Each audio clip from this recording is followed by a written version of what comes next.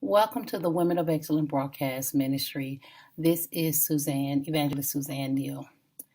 I wanted to come on to share some things that I have been um, dealing with over the past years of my life. I established the Women of Excellence Ministry for the sole purpose to minister to broken women, women that uh, did not know how to be healed from certain situations or circumstances.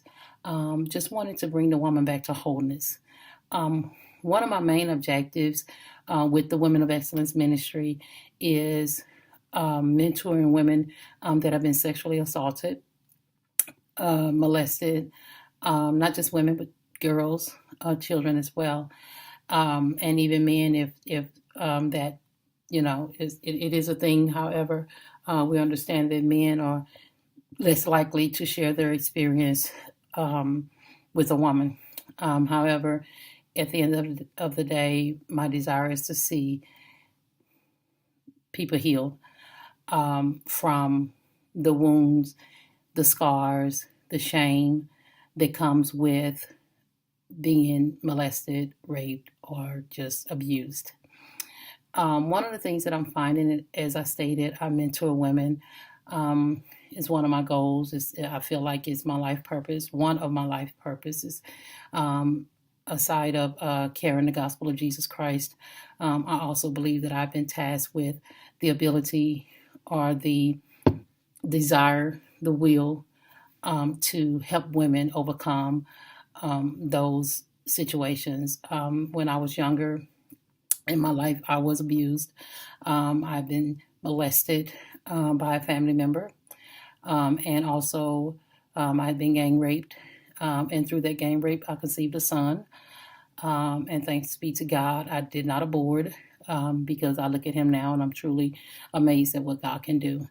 And then again, I was raped around 20, 21 years old. And so I know what it means to be raped. I know what it means to be molested. And I know what it means to live with it. And I also know what it means to die with it. And if you give me a moment, I will give you clarity on what I mean when I say die with it. Because a lot of times, most of the time, when a woman has been raped or a child has been molested, there is a silence that comes over us, and we're charged to secrecy, shame, and embarrassment, and fear. And so a lot of times we find ourselves dying our identity, our purpose, our mind. You would be surprised of people that are dealing with depressions and oppressions and different sicknesses and mental disorders simply because they've not been able to face some things, to overcome some things. And so what I want to do as a woman of God and as a survivor of sexual assault is empower other women, empower children, empower men if allowed, to overcome it and not allow it to overtake you and rule your life. I was going to say ruin your life, but that too, but definitely rule your life. So what I've learned through my own experience is that it wasn't my fault. One of the biggest lies that the devil tell us is that it's our fault. Perhaps I should have done something different, or maybe I shouldn't have wore what I had on, or maybe I shouldn't have went where I went. Maybe I shouldn't have been drinking, and maybe I shouldn't have been this, that, or the other. And despite all of that, and whether that's true or not, no one has the right to violate you. No one has the right to rape, molest, take advantage of someone's body and take control over it as if they have no choice but to submit or surrender to a demon that has no power over his own lust. So my goal is to empower women, empower young women, mentally, spiritually, to be able to face it. And after that you face it, you're able to overcome it And part of that process is definitely forgiving the person that has violated you. And while some may think that that is impossible, why should I? And understand that forgiveness is not for that person. That forgiveness is going to be for you. In order for your mind to be sane, in order for your heart not to grow bitter, in order for you to grow and move forward in life, we're going to have to forgive those offenders. And what's odd is that God's love is so powerful that if that offender repented, even to you, unto God, guess what's going to happen? God is going to forgive that person. And so, in order for us to be empowered, we first have to understand that Jesus gave us power on earth to forgive the sins of men, even those sins that were committed against us. And it may sound far fetched, it may seem hard. Yeah, it was hard for me. It was hard for me at the time because the people that I was victimized by was people that I should have been able to trust, with the exception of the gang rape, of course. But when you're molested by a father figure or a family member, or uncle, or auntie, because aunties can be dirty too, and and they're so full of themselves and so full of what they need or what they think they need that they're willing to take advantage of even the least of an individual, then that is really sickening. But nevertheless, I wanted you want to be able to trust people, but I learned a long time ago, um, being a mother now, you can't trust everyone. Sometimes you can't trust anyone. However, you have to trust God. And after that, I had become an adult and had daughters of my own. I definitely went through a period where I didn't trust a man with my girls. I didn't trust a man around my girls, and I lived in fear. And granted, these men in my life, my dad, these were teachers. These were people that would not have these people would not have harmed my child, whereby you have some teachers that will, you have some fathers that will, you have some stepdads, bonus dads, and adopted families that will. And if we're not careful, we will allow the stigma of being raped or being molested become um, something that is really not.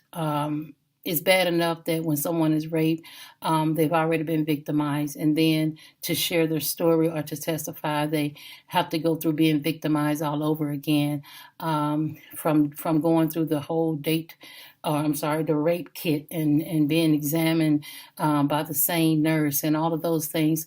Those are degrading moments in our lives. Those of us that have gone through that. However, it was necessary for that moment, and to be able to overcome anything, to be healed of any pain. You're going to have to face it.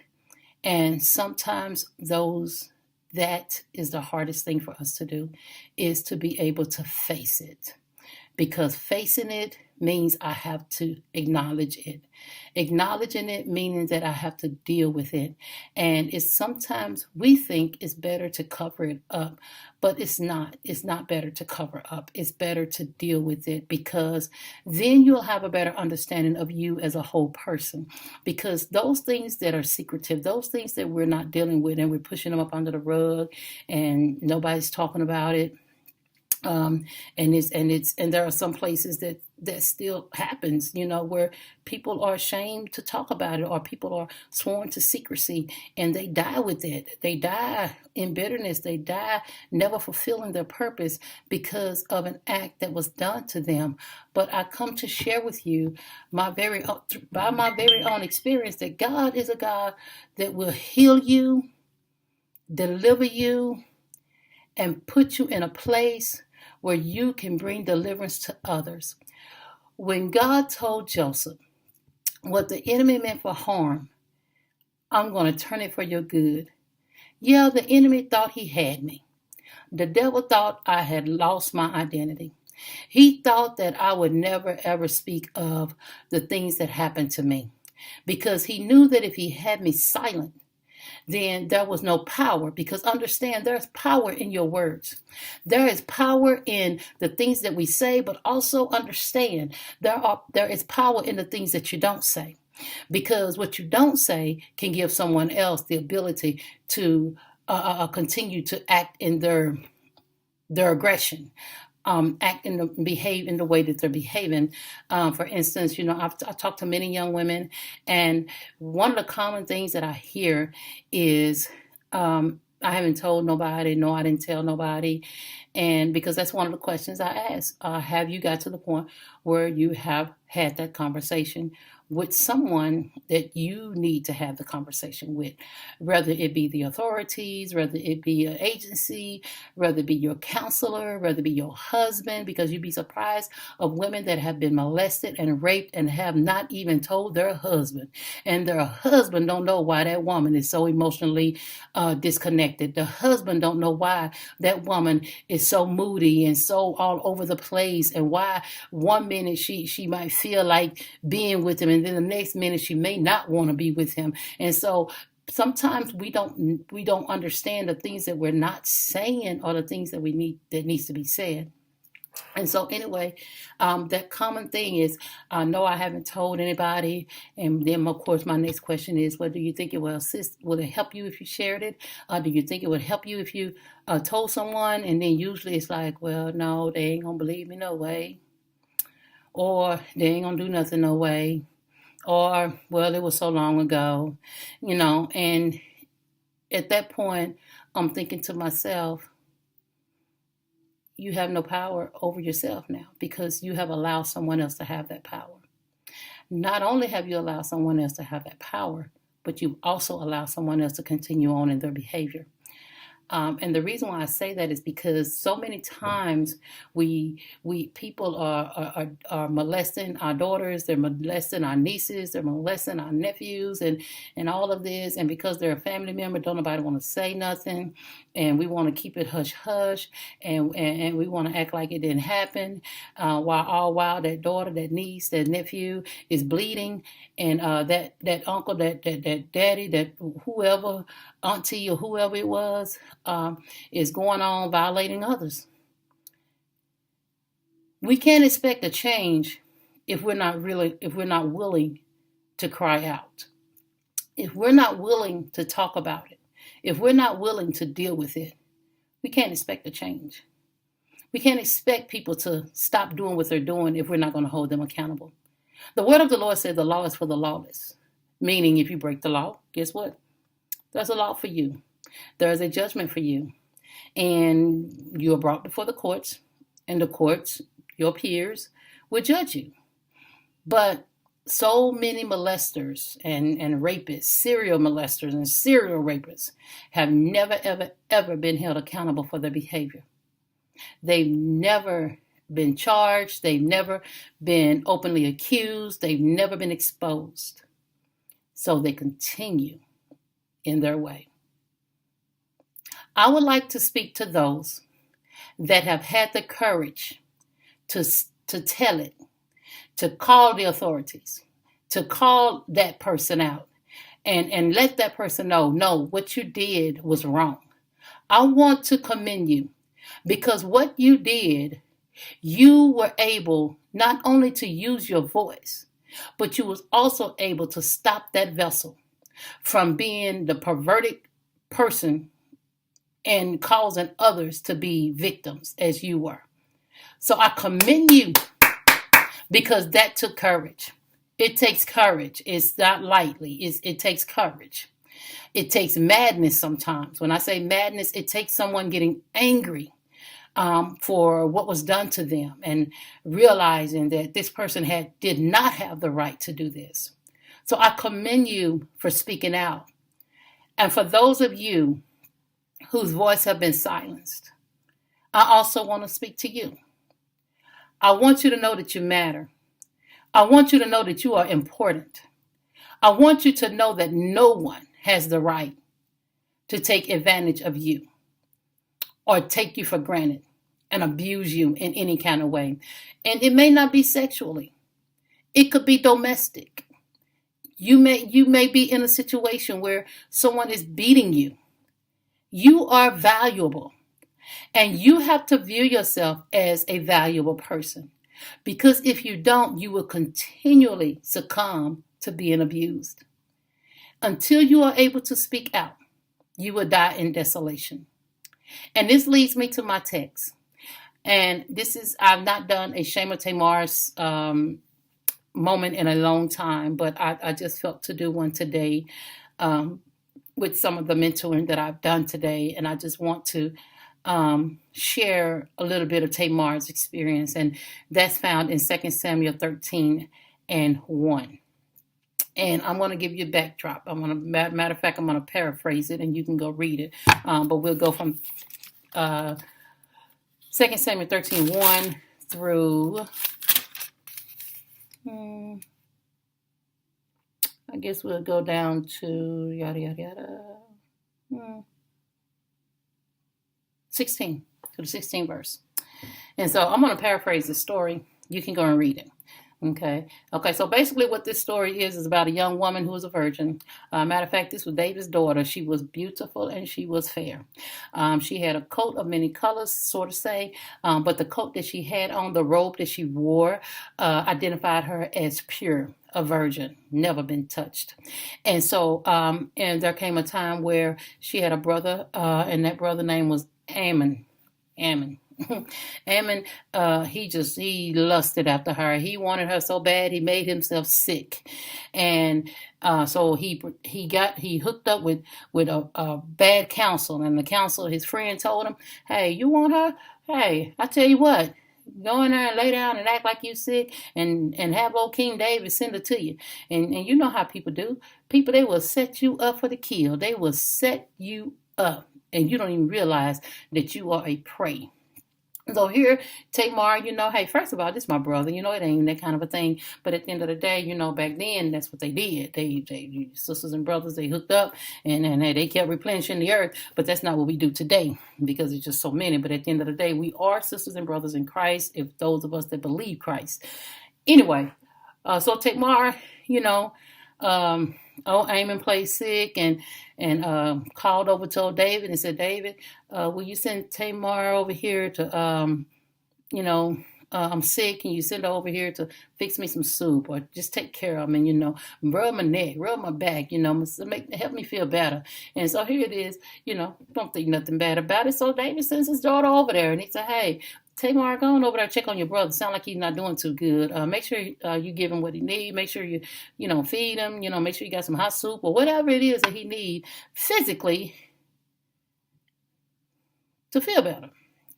And so, of course, being the sister that she was, she was pretty. She didn't have no ill feeling toward him or nothing like that. So, she went over there, and she went to his house, and he done told his servant, hey, go on out and shut the door behind you. So here it is, Tamar, she ain't thinking nothing about it. She just say, hey, fixing you little soup or whatever it is that you need. I want to make sure that you feel better. But all of a sudden, she feel this old eerie feeling. And this brother, he go to attacking her.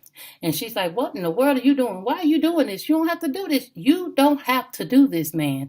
Look. Brothers, sisters, those of you that got that demon of lust on your flesh and you feel like you just got to have somebody. I mean, it's people out there giving it away free, but there's also people out there will sell it to you.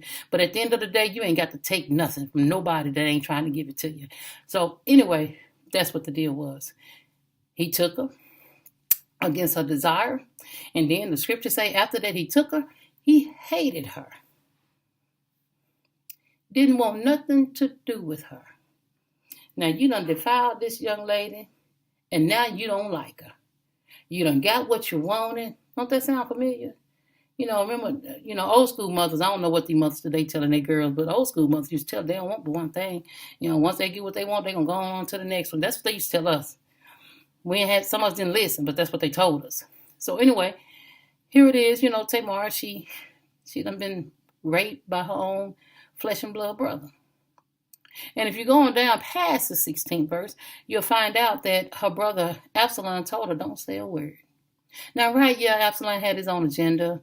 He had his reason for saying that. But what he didn't realize was that her silence took her to desolation. And so we have to be careful with being silent, because this would eat up eat up your fruit on the inside of you. It will eat up your peace. It'll eat up your joy. It'll eat at you. And you will find yourself not able to produce the fruit and be happy, be joyous as the Lord will have us to be while we're in silence. So Tamar died in desolation. The scripture says she was desolate. And that leads me to believe that she never came out of it. She no doubt went somewhere and went into a deep depression and all this time where she loved herself and she was beautiful and she was single and she was preparing herself to saving herself for marriage, and all of a sudden this dude done did the fool, and here it is now she is a victim. And what she took her most pride in, she no longer have. And now that she no longer have it, she's desolate. So he strips her of her identity. He strips her from her power. He strips her from all that she was. And she went into desolation. And I want to encourage those of you that are silent to hold not your peace. Do not let this eat at you. Do not let this destroy you. Do not let this ruin your future. Don't let it ruin your marriage. Get the counsel, get the help that you need to overcome what it is that you're dealing with internally. Because I would tell anyone from my own experience, and not counting the experiences of those that I've spoken with, it's not easy. It's not easy balancing, because there are times that you may be doing well, and then another time you may find yourself just in utter disgust. You may find yourself in tears and trying to figure out, why am I crying so much? You may find yourself depressed and not even wanting to talk and not even know what it is that you need to talk about. Find yourself angry with people for no reason. In actuality, you're angry at what happened to you. And so now your husband is dealing with it. Now your children are dealing with it. They are feeling the wrath because you refuse to talk about it. You refuse to be healed. I just want you to know on today, you can be healed. I have been healed, and you too can be healed. You can overcome. You can forgive, and you could have a prosperous life and a well-made marriage. This is Evangelist Suzanne Neal. Thank you so much for your time today. And I pray that I've said something to help you, to get you to thinking about some things. And if you like it, like my video, subscribe to it, for there is more to come. Again, this is the Women of Excellence broadcast with Evangelist Suzanne Neal.